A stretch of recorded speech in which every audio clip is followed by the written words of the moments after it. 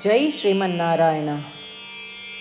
ನಾನು ಹೇಳುವ ವಿಶ್ಲೇಷಣೆ ರಾಮಾನುಜದಾಸ ಶ್ರೀಮಾನ್ ಗಟ್ಟು ವೇಣುಗೋಪಾಲ ಸ್ವಾಮಿಯವರ ರಚನೆಯಾಗಿದೆ. 11ನೇ ಅಧ್ಯಾಯ ವಿಶ್ವರೂಪ ಸಂದರ್ಶನ ಯೋಗ. 5ನೇ ಶ್ಲೋಕ. ಪಶ್ಯ ಮೇ ಪಾರ್ಧರೂಪಾಣಿ ಶತಶೋಧ ಸಹಸ್ರಶಃ ನಾನಾವಿಧಾನಿ ದಿವ್ಯಾನಿ ನಾನಾವರ್ಣ ಆಕೃತೀನಿ ಚ. ಓಂ. ಗೀತಾಚಾರ್ಯ ಶ್ರೀಕೃಷ್ಣ ಪರಮಾತ್ಮ ಅರ್ಜುನನ ಜೊತೆಗೆ ನಮ್ಮೆಲ್ಲರಿಗೂ ವಿಶ್ವರೂಪ ಸಂದರ್ಶನ ಯೋಗವನ್ನು ಕಲಿಸುತ್ತಿದ್ದಾನೆ. ಪರಮಾತ್ಮ ಹೇಳುತ್ತಿದ್ದಾನೆ, ಅರ್ಜುನ, 106,000 ಅನನ್ಯ ಅತೀಂದ್ರಿಯ ಅಭಿವ್ಯಕ್ತಿಗಳಿರುವ ನನ್ನ ದಿವ್ಯ ಸಾರ್ವತ್ರಿಕ ರೂಪವನ್ನು ನೋಡು. ಬ್ರಹ್ಮಾಂಡದ ನನ್ನ ರೂಪ ಇದು ಅನೇಕ ಆಕಾರಗಳು, ಅನೇಕ ಬಣ್ಣಗಳು ಮತ್ತು ಅನೇಕ ಗಾತ್ರಗಳಿಂದ ಕೂಡಿದೆ.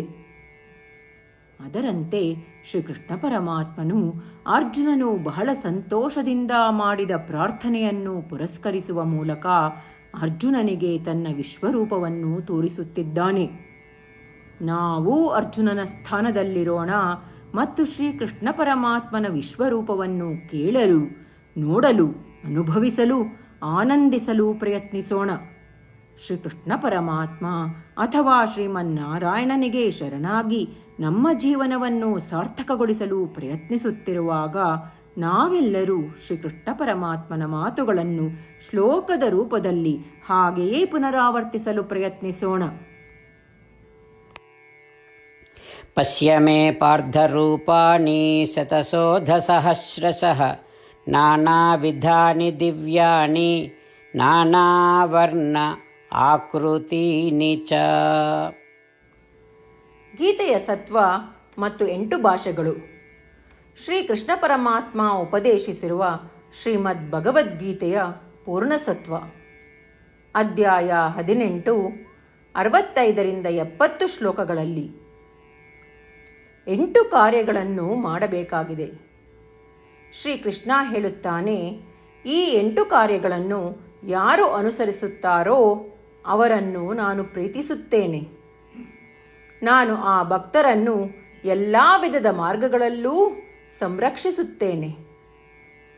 ಶ್ರೀಕೃಷ್ಣ ಪರಮಾತ್ಮ ಉಪದೇಶಿಸಿದ ಭಗವದ್ಗೀತೆಯನ್ನು ಪೂರ್ಣ ಕೇಳಿಸಿಕೊಂಡ ನಂತರ ಅರ್ಜುನ ಹೇಳುತ್ತಾನೆ, ಕರಿಷ್ಯೆ ವಚನಂ ತವ. ಇದರ ಅರ್ಥ, ಕೃಷ್ಣ, ನಾನು ನೀನು ಹೇಳುವ ರೀತಿಯೇ ಮಾಡುವೆ. ಇದೇ ಕಾರಣದಿಂದ ಶ್ರೀಕೃಷ್ಣ ಅರ್ಜುನನಿಗೆ ಎಲ್ಲ ವಿಧದ ಯಶಸ್ಸು ಮತ್ತು ವಿಜಯಗಳನ್ನು ಪ್ರದಾನ ಮಾಡಿದ.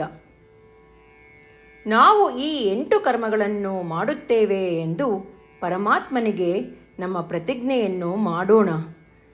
ಶ್ರೀಕೃಷ್ಣ ಪರಮಾತ್ಮನಿಗೆ ವಚನ ಕೊಡುವುದಕ್ಕಿಂತ ಯಾವ ಪೂಜೆ, ತಪಸ್ಸು ಅಥವಾ ಯಜ್ಞ ದೊಡ್ಡದಿಲ್ಲ.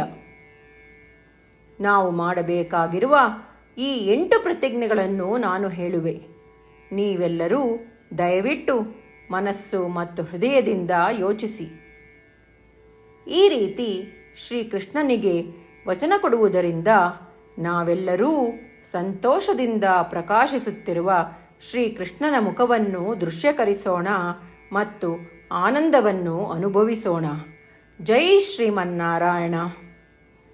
ಇವುಗಳೇ ನಮ್ಮ 8 ಪ್ರತಿಜ್ಞೆಗಳು. ನಮ್ಮ ಮೊದಲನೇ ಪ್ರತಿಜ್ಞೆ, ಹೇ ಶ್ರೀಮನ್ನಾರಾಯಣ, ನೀನು ಸೂಚಿಸಿರುವ ಹಾಗೆ ನಾನು ಸದಾ ನಿನ್ನ ಧ್ಯಾನ ಮತ್ತು ಚಿಂತನೆ ಮಾಡುವೆ. ನಮ್ಮ ಎರಡನೇ ಪ್ರತಿಜ್ಞೆ, ಹೇ ಶ್ರೀಮನ್ನಾರಾಯಣ, ನೀನು ಸಲಹೆ ನೀಡಿರುವ ಹಾಗೆ ನಾನು ಸದಾ ನಿನ್ನ ಭಕ್ತನಾಗಿರುವೆ.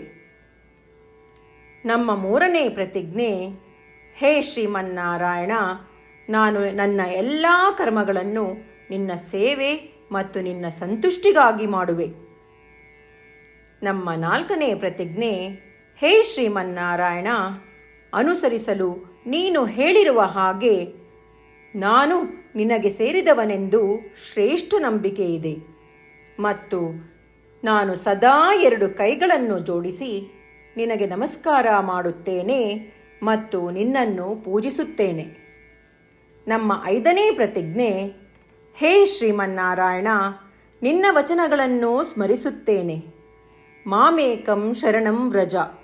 18ನೇ ಅಧ್ಯಾಯ 66ನೇ ಶ್ಲೋಕ. ನೀನು ಹೇಳಿರುವೆ, ನಿನಗೊಬ್ಬನಿಗೇ ಶರಣಾಗಬೇಕು.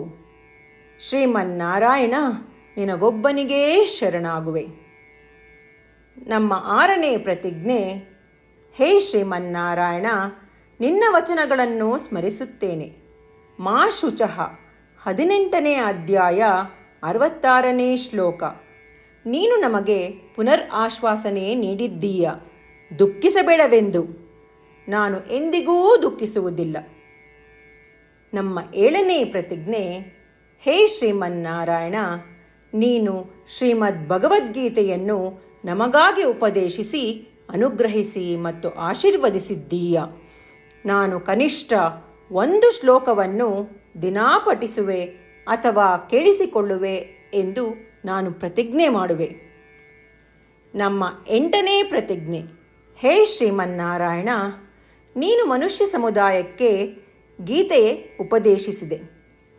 ನಾನು ನಿನ್ನ ಗೀತೆಯ ದೈವವಾಣಿಯನ್ನು ಗೀತೆಯ ಅರಿವಿಲ್ಲದಿರುವ ಭಕ್ತರಿಗೆ ಪ್ರಚಾರ ಮಾಡಲು ಪ್ರಯತ್ನಿಸುವೆ. ಹೇ ಶ್ರೀಮನ್ನಾರಾಯಣ, ನೀನು ಹೇಳುವ ಹಾಗೇ ಮಾಡುವೆ. ನಿನ್ನ ಇಚ್ಛೆಯಂತೆ ನಡೆವೆ. ನಾನು ನಿನಗಾಗಿಯೇ ಶ್ರಮಿಸುವೆ. ಶ್ರೀಮನ್ನಾರಾಯಣನಿಗೆ ದಿನಪ್ರತಿದಿನವೂ ನಾವು ನೀನು ಹೇಳಿದ ಹಾಗೇ ಮಾಡುವೆವು ಎಂದು ಮಾತು ಕೊಡುವುದೇ ಶ್ರೇಷ್ಠ ಪೂಜೆ. ನಾವು ನಮ್ಮ ಅಚಲವಾದ ನಂಬಿಕೆಯಿಂದ ಅವನಿಗೆ ನಮ್ಮ ಪ್ರತಿಜ್ಞೆ ಮಾಡೋಣ. ಶ್ರೀಮನ್ನಾರಾಯಣ, ಕರಿಷ್ಯೆ ವಚನಂ ತವ. ಶ್ರೀಮನ್ನಾರಾಯಣ, ನೀನು ನುಡಿದಿರುವ ಹಾಗೇ ನಡೆವೆ. ಸರ್ವಂ ಶ್ರೀಕೃಷ್ಣಾರ್ಪಣಮಸ್ತು. ಜೈ ಶ್ರೀಮನ್ನಾರಾಯಣ. ಪಶ್ಯ ಮೇ ಪಾರ್ಥರೂಪಾಣಿ ಶತಶೋಧ ಸಹಸ್ರಶಃ ನಾನಾವಿಧಾನಿ ದಿವ್ಯಾನಿ ನಾನಾವರ್ಣ ಆಕೃತೀನಿ ಚ. ಓಂ ಪಶ್ಯ ಮೇ ಪಾರ್ಥರೂಪಾಣಿ ಶತಶೋಧಸಹಸ್ರಶಃ ನಾನಾವಿಧಾನಿ ದಿವ್ಯಾನಿ ನಾನಾವರ್ಣ ಆಕೃತೀನಿ ಚ.